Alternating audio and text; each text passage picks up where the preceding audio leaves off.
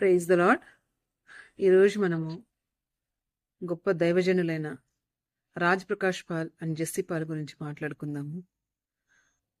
ఎంత సంతోషంగా ఉందంటే నాకు, మాటలు అందరూ చెప్తారండి, చేతల్లో చేసి చూపించడం అనేది చాలా ఇంపార్టెంట్. చూడండి, ఆ పట్టణానికి ఆ భార్యాభర్తలు ఆశీర్వాదంగా ఉన్నారని నేను నమ్ముతున్నాను. అంటే యవ్వనస్తులని, అంటే ఈ ప్రజెంట్ సిచ్యువేషన్లో ఈ సోషల్ మీడియా ద్వారా భయంకరంగా చెడిపోయి భ్రష్టు పట్టిపోయిన యవ్వనస్తులని, ఏ మతం కులం లేదండి, అన్నిట్లో నుంచి యవ్వనస్తులు ఆ టైంలో, అంటే ఆ తెలియని పీరియడ్ అనమాట, శత్రువు చేతికి చిక్కే ఆ పీక్ పీరియడ్లో వాళ్ళని దేవుడి సన్నిధిలో కూర్చోబెట్టి దేవుణ్ణి నామాన్ని ఉచ్చరించడానికి వాళ్ళకి అవకాశం ఇప్పిస్తున్నారు చూడండి దేవుడి దగ్గర నుంచి. అదండి గ్రేట్. ఆయన కండక్ట్ చేస్తున్న వర్షిప్ కాన్ఫరెన్సెస్ కానీ, రిపెంటెన్స్ కాన్ఫరెన్సెస్ కానీ నిజంగా ఎంత అద్భుతంగా అంతమంది అటెండ్ అవుతున్నారు. ఏ మనుషులు చేస్తే రాదండి, అది దేవుడు చేసిన కార్యం మాత్రమే. దేవుడు మాత్రమే చేస్తేనే అలా ఆకర్షించబడతారు దేవుడి సన్నిధికి. అంత ఈజీయా అండి ఇట్లాంటి కాన్ఫరెన్సెస్? అంటే దేవుడి సన్నిధికి రావడం యవనస్తులు అంత ఈజీనా? ఒక పాప్ సింగరో లేకపోతే ఒక క్రికెట్ ప్లేయరో వస్తే అంటే లోకంలో ఉన్న వాటికి పరిగెడతారు, కానీ నిజ దేవుడి సన్నిధికి యవనస్తులు పరిగెత్తడం అంత ఈజీ కాదండి. కానీ ఇక్కడ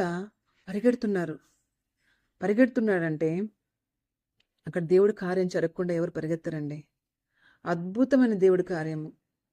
ఎంత సంతోషంగా ఉందో అసలు, ఎంత హృదయము ఆనందంతో గంతులు వేస్తుంది నాకైతే చూసినప్పుడల్లా. దేవా, ఇంత చిన్న వయసులో ఈ దైవజనులను ఇంతగా వాడుకుంటున్నారు అయ్యా, మీకు వందనాలు. ఎంతోమంది చేయలేని పరిచర్యని వాళ్ళు చేస్తున్నారు, ఉన్నారు, గొప్ప గొప్ప దైవజనులు ఉన్నారు.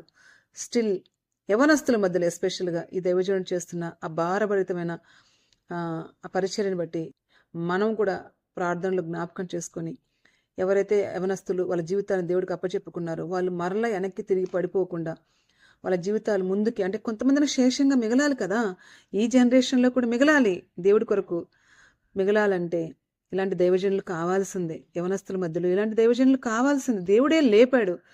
సో ఆ దైవజనుడి గురించి, అలాగే ఎవరైతే దేవుడి సన్నిధికి వచ్చారో యవనస్తులు స్థిరపడాలని, బలపడాలని, దేవుడు నిలదొక్కుకోవాలని మనం అందరము, కనీసం మనం అలా చేయలేకపోయినా ఆ సపోర్టుగా మనం ప్రార్థన చేయాలండి. అలాంటి దైవజనుడి గురించి, ఆ జనాల గురించి మనం ప్రార్థన చేయాలి. మనం కూడా దాంట్లో డైరెక్ట్గా కాకపోయినా కనీసం ఇండైరెక్ట్గా అయినా మనం సపోర్ట్ లాగా ప్రార్థన చేయాలని నేను కోరుకుంటున్నాను. నిజంగా ఆ పాటలు పాడుతున్నప్పుడు కానీ వాక్యం కూడా అండి ఎంత అంటే హార్ట్ టచింగ్గా చెప్తారు అంటే, ఫస్ట్లో నాకు అర్థం కాలేదు, కానీ వాళ్ళ నాన్నగారి మీటింగ్స్ నేను ఎక్కువ వినేదాన్ని చిన్న, అంటే రక్షించబడిన కొత్తల్లో. బట్ ఈ అబ్బాయి అంటే ఈ దైవజనుడు కూడా మంచిగా వాక్యం షేర్ చేసుకుంటున్నారు. విమర్శించే వాళ్ళు ఎక్కడైనా విమర్శిస్తారండి. విమర్శించడం మన పని కాదు. మన పని ఏంటి అంటే ప్రార్థన చేయడము, సంతోషపడ్డము, దేవుడి కార్యాలను చూసి సంతోషపడ్డము, చేతనైతే ప్రార్థన చేయడం. విమర్శించడం అయితే అస్సలు చేయకండి. ఏదన్నా ఉంటే దేవుడు చూసుకుంటాడు, మనకు అనవసరం. కానీ నేనైతే నమ్ముతున్నాను, ఆ దైవజనుడు ఆ పట్టణానికి మహా బ్లెస్సింగ్, యవనస్తులకి మహా బ్లెస్సింగ్ అని నేను నమ్ముతున్నాను. అందరం ప్రార్థన చేద్దాము, ఆ పరిచర్య ఇంకా విస్తరించాలని, అనేక మంది యవనస్తుల జీవితాల్లో అది ఆశీర్వాదకరంగా ఉండాలని ప్రార్థన చేద్దామా? Praise the lord.